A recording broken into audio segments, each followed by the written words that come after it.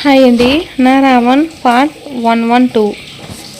నేనెవరో మీకు ఈ పాటికి తెలిసి ఉండాలండి. తెలిస్తే కామెంట్ చేయండి. చెల్లికి కొంచెం వర్క్ అవ్వక నన్ను చేయమంది. సో స్టోరీలోకి వెళ్ళిపోదాం. నన్ను ప్రేమించినప్పటి నుంచి నీకు అన్ని కష్టాలే. నా గురించి ఎప్పుడు నువ్వు చిన్న విషయంలో కూడా హ్యాపీగా లేవు. ఏడుపులు కష్టాలే అన్నీ అయిపోయాయి. ఇప్పుడు అంతా బాగుంది, పెళ్లి జరుగుతుంది అంటే ఇప్పుడు మళ్ళీ జాతకంలో ఏదో దోషం ఉంది, పెళ్లి అయినా కూడా 6 నెలలు దూరంగా ఉండాలి అంటున్నారు. నా మీద నాకే చాలా కోపం వస్తుంది బావా అంటుంది కన్నీళ్లతో. ఇప్పుడు ఏమైందని ఏడుపు అని ఆమె కన్నీళ్లను సున్నితంగా తుడిచి ఆమెను హత్తుకుని, ఎవరు చెప్పారు నీకు నేను ప్రేమించినప్పటి నుంచి కష్టాలే బాధలే అనుభవించాను అని నేను చెప్పానా నీతో? అలాగని ఏం మాట్లాడుతున్నావే అర్థం లేకుండా? నేను ప్రేమించిన విషయం నీతో చెప్పకుండా నేను బాధ పెడుతూ నిన్ను బాధ పెట్టి ఇద్దరూ కలిసి కష్టంగా బాధను భరించేటట్టు చేసింది. నేను మరి నిందని ఒక్కదాని మీద ఎందుకు వేసుకుంటున్నావే? నిన్ను ప్రేమిస్తున్నాను అని తెలిసినప్పటి నుంచి నీతో చెప్పలేక ఎంత నరకాన్ని అనుభవించాను. నిజమే, కానీ నీ జ్ఞాపకాలతో ప్రతి చోట ప్రతిసారి నిన్ను తలుచుకుంటూ అంతకంటే హ్యాపీగా నీ ఊహల్లో ఉండడమే బ్రతికాను. ఇక పెళ్ళైన ఈ దూరం అంటావా?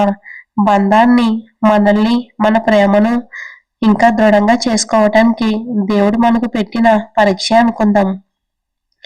మనల్ని మనం ఇంకా ఎక్కువగా ప్రేమించుకుందాం, ఇంకా అర్థం చేసుకుందాం.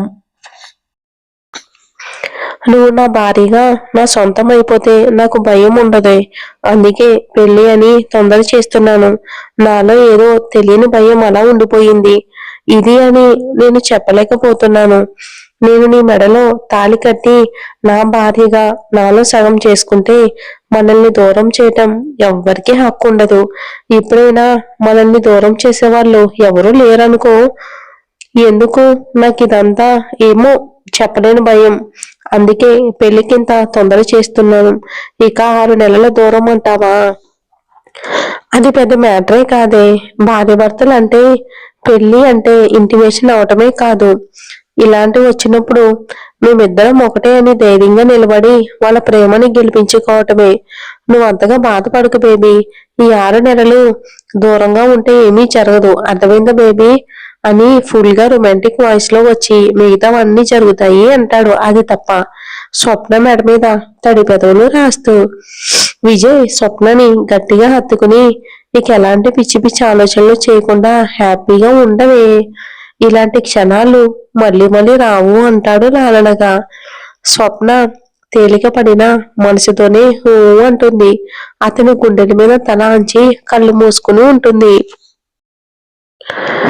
రాహుల్ ఏదో ఫైల్ చెక్ చేస్తూ సూర్య ఛాంబర్లోకి వెళ్తున్న అతన్ని రమ్య తన క్యాబిన్ లోకి లాగుతుంది. రాహుల్ కంగారుగా, ఏ రాక్షసి, ఏంటి అలా లాగవు అంటాడు కోపంగా ఊగిపోతున్న రమ్య వైపు చూసి. ఏమైందో అలా పోనుకు వచ్చిందల్లా ఊగిపోతున్నావు అంటాడు. దానికి రమ్య కోపంగా, ఎందుకుందో తెలియక రమ్య రాహుల్ కడుపులో గట్టిగా పంచిచ్చి జుట్టు పట్టుకుని ఒంగోబెట్టి గుద్దులు గుద్దుతూ ఉంటుంది. రాహుల్ రమ్య దెబ్బల నుంచి తప్పించుకుంటూ, రోడి రాని, ఏమైంది రాక్షసిలా బిహేవ్ చేస్తున్నావు అంటాడు. దానికి రమ్య కోపంగా, అరే మ్యారేజ్ ఫిక్స్ అయ్యింది, పెళ్లికి ఇంకా ఎక్కువ రోజులు టైం లేదు, చేసుకోబోయే పెళ్ళాన్ని పాపం ఏం కావాలో అని షాపింగ్ చేయించాలి అని తెలియదా అంటుంది పొర్లు కొరుకుతూ. ఓసే, పెళ్లికి ఇంకా 4 రోజులు టైం ఉంది, ఎంగేజ్మెంట్ ఇంకా 10 days టైం ఉంది, ఎందుకే అంత ఇదైపోతున్నావు అంటాడు. రమ్యకి షాపింగ్ చేయటం అంటే చాలా ఇష్టం. ఇక అలా అనేకంటే పిచ్చి అని చెప్పొచ్చు. ఇంకా షాపింగ్ ఎంత చేస్తుందో తనకే ఐడియా ఉండదు. ఒక్కొక్కసారి నాకేం తెలీదు, నన్ను ఇప్పుడే షాపింగ్ కి తీసుకుని వెళ్ళు అని గోలగోల చేస్తుంది.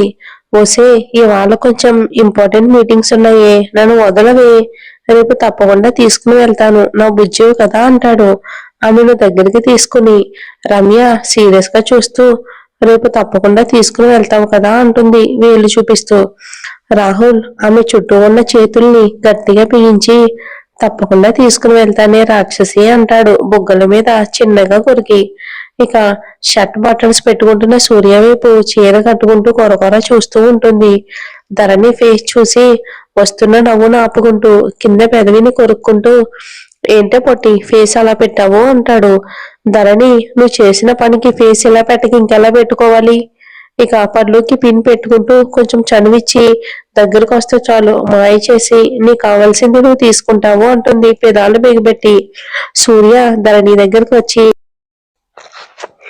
తన్ని మీదకి లాక్కుని నవ్వుతూ అదే నువ్వు ఇలా మాట్లాడుతూ ఉంటే వినేవాళ్ళు నిన్ను పగలు కూడా వదిలిపెట్టడం లేదు అని అనుకుంటారే.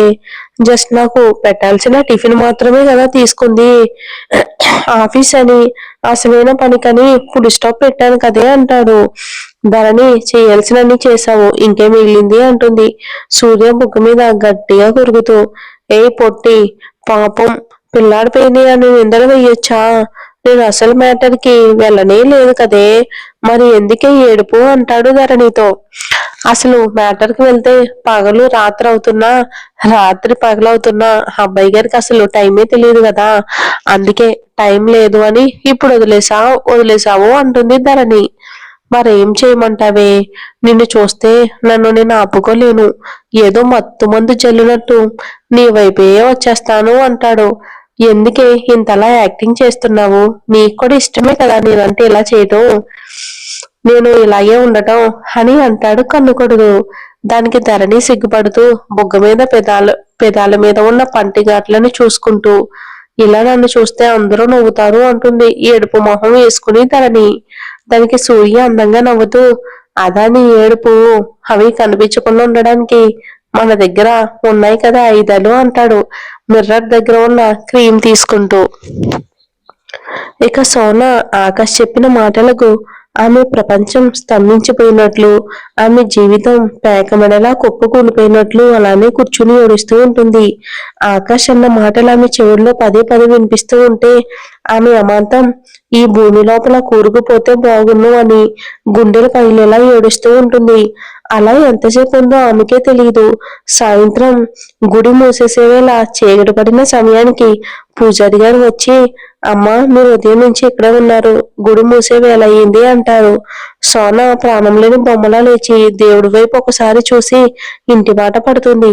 గుడి నుంచి బయటికి వెళ్ళిన ఆకాష్ కారు వేసుకుని ఎటు వెళ్తున్నాడో తెలియక హై స్పీడ్ తో సిటీ అవుట్కట్స్ లోకి వెళ్లి కారు ఆపి ఒక్కసారిగా అని గట్టిగా అరుస్తూ ఎందుకు సోనా, ఎందుకు ఇలా చేశావు, ఎంతగా నమ్మాలి, చిన్నప్పటి నుంచి నాకన్నా నిన్నే కదా ఎక్కువ నమ్మింది, అలాంటిది నువ్వే నా జీవితంతో ఇలా ఆడుకోవాలని చూస్తావా, ఇదంతా చేసి ఏం సాధిద్దాం అనుకున్నావే, ఎందుకే నువ్వు ఇలా మారిపోయావు అని కన్నీళ్లు కారుస్తాడు.